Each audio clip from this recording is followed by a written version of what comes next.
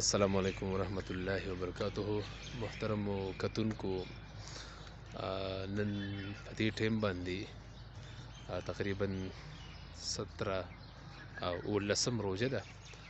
مونږ د والي صاحب په دې کور کې لږ ناستو، په زړه کې دا خبره راله مې راشه لږ ویډیو وکړه او ملګري به ویني او به ګوري خوشحاله به شي.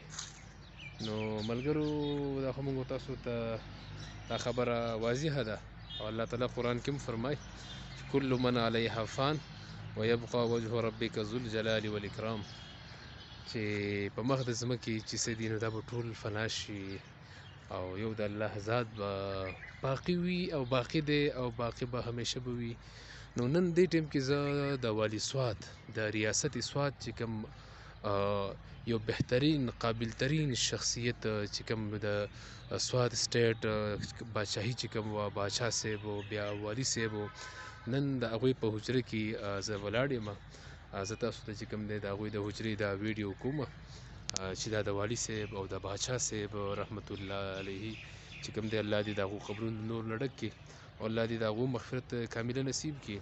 نو دا زموږ د سوات یو ښکلا هم پاتې ده او زموږ د سوات یو عجیب دغه پاتې دی، نشانی پاتې ده. دا د والي صاحب چې کوم دی بیټک دی، دا تاسو وګورئ. دا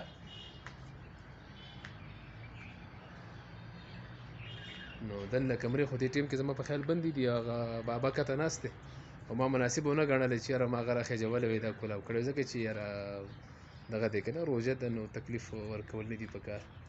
ټیک ده.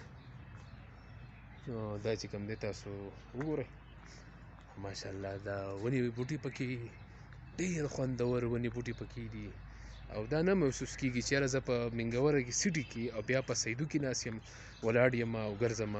داسې ښکاري لکه چېرته په کالام، مرغوزار، ملم جبک کې چېرته کې یو لرې ځای کې چېرته کې چې کوم دی مونږ روان یو په چکر باندې. نو لحاظه دا نه مرغوزار دی او نه کالام دی، بلکې دا ریاست سوات کې په سوات کې بیا چې کومه سیټي ده سیدو شریف، په سیدو شریف کې مونږ ولاړ یو. نو دا وګورئ، دا د هغه زماني آبادي ده او دغه حالات دي. دا چې کوم دی دغه دا ونې بوټي دي، دا بهر مین ګیټ دی، په دغه ګیټ باندې چې کوم دی ګاډي ننوځي. دا لوکاټ ونې دي او ډېر ښایسته خوبصورت ترین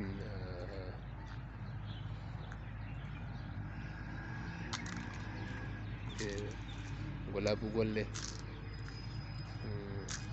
دا چې کوم دی خو بیګم صاحب کور دی، بیا کوم ځای کې چې بیګم صاحب پاتې کېږي، بیبي نصرت بیبي چې کومه ده هغه پاتې کېږي په هغه ځای کې. ټیک دی جي.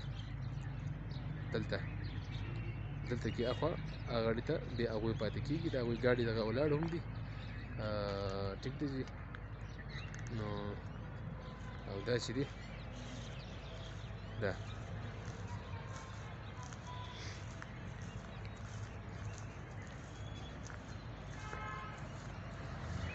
دا اوس د سیدو مین روډ شو. دا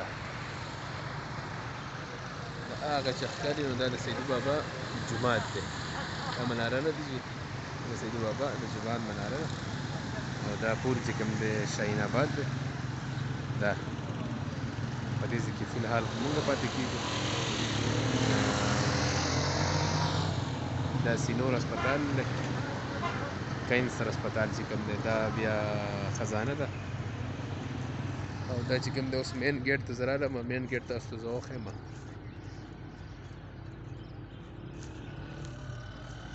دا اوس مین ګیټ دی. ټیک دی جی. دا ایم سی بی بینک دی، ورسره خواته یو بی ایل بینک دی او دا چوټه ګیټ دی. دا چوټه ګیټ دی او دا چې کوم دی بیا